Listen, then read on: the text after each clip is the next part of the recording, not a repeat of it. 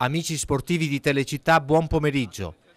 Le telecamere di Dilettanti Gol sono oggi in terra trevigiana, precisamente a San Floriano di Castelfranco Veneto. Per il girone B di promozione sono di fronte San Floriano e Schio 1905, gara ad alta classifica. Al San Floriano, che ha la migliore media inglese, lo Schio contrappone la difesa meno perforata del torneo. Campo leggermente allentato, cielo coperto, vi leggiamo le formazioni. San Floriano in maglia bianca: Piovesan, Simeonato, Beggio, Forner, Stangerlin, Piva, Bortolotto, Schiavon, Peruzzi, Gobbato, Bressan. A disposizione di mister Giovanni Pelligra, Rosello, Favotto, Franceschi, Bosa, Pinton, Longato, Zilio. Calcio Schio in casacca giallorossa: Benetti, Rossato, Laguda, Sartore, Ballico, Nicoli, Spanevello, Cortiana, Okeciuku, Beggiato, Bellotto. A disposizione di mister Remonato Vladimiro, Simonato, Bonaguro, Romare, Di Felice, Pierantoni, Battaglin. Dirige l'incontro il signor Marton della sezione AIA di Mestre, assistenti Fuin e Piccoli di Vicenza. Prima azione della gara per gli ospiti: Okeciuku per Bellotto, impreciso. San Floriano in avanti. Da fermo ci prova Peruzzi, Benetti è ben piazzato. Sul limite dell'offside si incunea bene Spanevello, ma il suo destro si stampa sulla traversa. 34esimo, sulla sinistra avanza il San Floriano, da dietro Ballico su Forner che forse accentua, l'arbitro decreta il rigore. Paolo Piva calcia sicuro alla sinistra di Benetti, San Floriano in vantaggio al 35esimo. 40esimo, la palla è scodellata in area, dal contrasto aereo giunge a Gobbato che si defila e di sinistro calcia ma fuori d'un soffio. Ruba palla in area avversaria Bressan, controlla e destro al volo, si oppone Piovesan. Minuto 43, Peruzzi si fa spazio, controllo e sinistro che Benetti controlla in tuffo. Con le immagini montate da Daniele Arena passiamo al secondo tempo. Okeciuku controlla bene e prova l'azione personale. Stangerlin e Piovesan si oppongono efficacemente. Ottavo, destro di Gobbato dalla lunga distanza, Benetti è pronto. 21esimo, duettano bene De Felice e Bellotto, sinistro al volo della punta sopra la traversa. Da Forner lungo per Gobbato, controllo e volée a fil di palo. Da applausi l'azione solitaria di Gobbato. Al 93esimo Benetti si oppone al raddoppio. E sul ribaltamento di fronte la difesa del San Floriano si trova impreparata. Con un rasoterra trova il pareggio in extremis Cortiana. Si chiude il sipario al 94esimo. San Floriano e Schio finisce 1-1. Sergio Soligo, presidente del San Floriano. Allora, una partita che sembrava diretta verso la vittoria. Cos'è successo? È successo quello che voi trasmetterete, che purtroppo dopo gli ultimi 15 secondi hanno fatto il pareggio.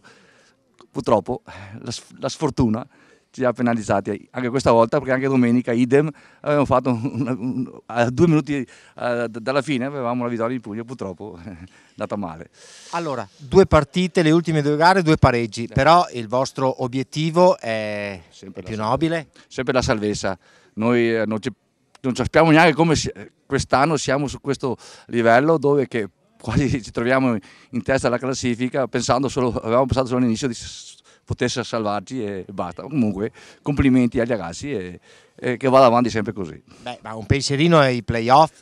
Beh, ormai a questo punto si può anche sperare e sognare. Va bene, microfono libero, una promessa ai tifosi. I tifosi di San Floriano, come sapete, il mio paese è un paese di 1000 anime, ci troviamo in promozione. Cosa posso dire? Posso solo sognare per questo piccolo paese, forse anche qualcosa di più, categorie anche l'eccellenza, che è un sogno. Comunque siamo qua. Con Giovanni Pelligra, mister del San Floriano, commentiamo la gara di oggi. Allora, secondo noi un risultato di parità forse giusto, ma vediamolo nei dettagli. Beh, il risultato di parità magari sta meglio a loro che l'hanno raggiunto a 15 secondi dalla fine. È stata una partita giocata da entrambi col cuore, in un campo difficile, una partita in cui siamo riusciti a passare in vantaggio su un episodio, anche se ci sono state azioni buone per tutte e due.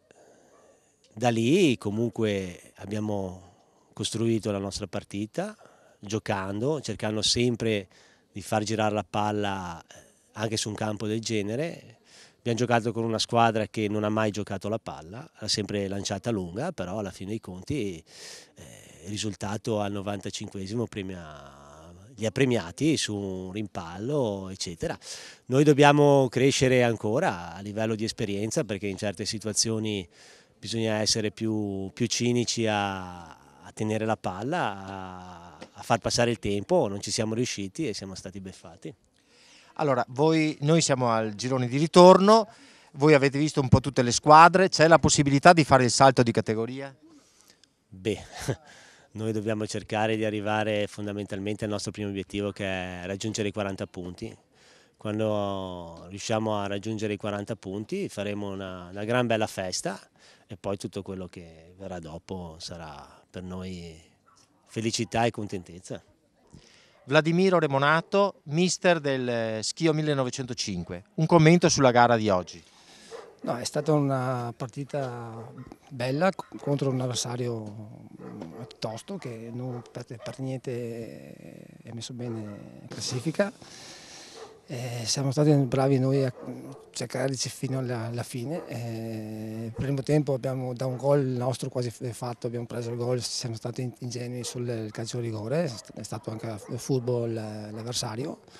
Devo fare i complimenti alla squadra perché ha dato proprio il massimo fino all'ultimo istante. Infatti abbiamo trovato il pareggio, che mi sembra che sia la cosa, che sia il risultato più equo.